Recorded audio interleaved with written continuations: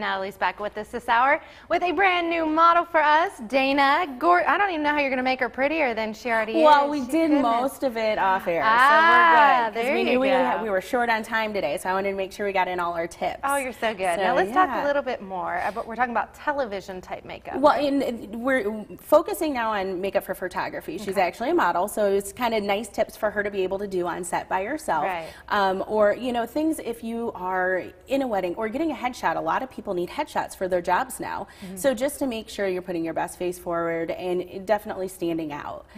You know, we did a nice smoky eye on her. I always pick one feature on the model and kind of focus on that. For her, it's her eyes. I mean, as soon as you look at her, that's, you know, the first thing you see.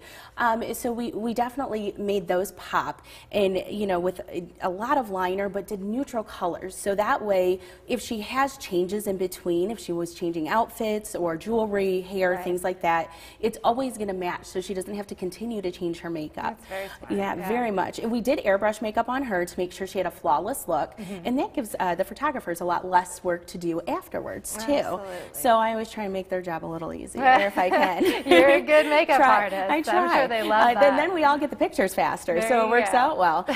You know, and the biggest thing with makeup for photography is definitely doing some contouring. So we did a base for her foundation, and then we did the airbrush foundation. I did a little bit of contouring with the airbrush because we're able to do a little bit more coverage and less coverage in certain areas with that a bit easier than with traditional makeup. But then we did take a nice bronzer that it has just a slight shimmer. You don't want to use anything too glittery or too trendy either, because these are pictures they definitely want to be able to use in their portfolio for a while. Or if it's a headshot, you want to be able to use that for a few years and not have to continue to change it because of trends.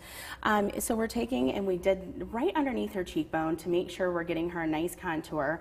You want to take it just lightly along the jawline to make sure that everything looks very structured.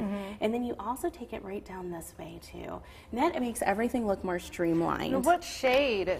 You know, you want to choose something only a shade darker than yours, or even just a half a shade. Yeah, we don't want to look over bronzed or orange, because that's when you tend to get that way too much in the sun kind of look and it looks fake. So we want to make sure it looks really natural, and in pictures it just looks like a structured cheekbone and not that you have bronzer on. And you always still want to use blush too, because that's a big question I get. Do you use bronzer or blush? You always use both. Even in everyday life, you know, bronzers, you know, if we do just bronzer, it's going to tend to make you look very monotone. And this just tends, and this is going to break it up for us. So I'm putting on just this light pink cheek.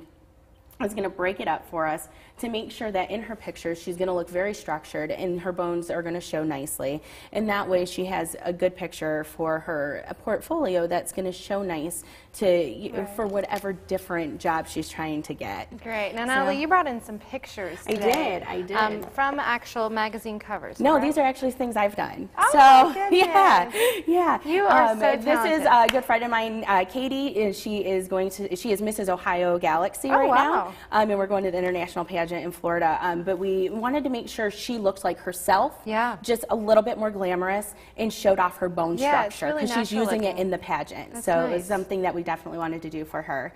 And then this one, I wanted to show a very nice bridal picture, because I think that's the most photography that us real people would get, is a wedding picture. And what we wanted to do is make Heather, this is a good bride of mine, Heather, that make sure she looked exactly like herself, but she was just extremely glamorous. She wanted those big lashes, so that way she could, her eyes really popped in all of her photos, but she didn't look like somebody different. Yeah, I need to start thinking about that. I'm getting married at the beginning of October, and I need to start thinking about that. Oh, we need to talk then. I know, definitely. Well, then we need to definitely. Talk. Yeah. Well, thank you so much, Thanks, Natalie. Abby. We'll see you next Monday. And Dana, thank you for being the model. And look how beautiful her hair is. Don't ever cut it. You'll regret it if you do. Thank you guys so much. Thank you.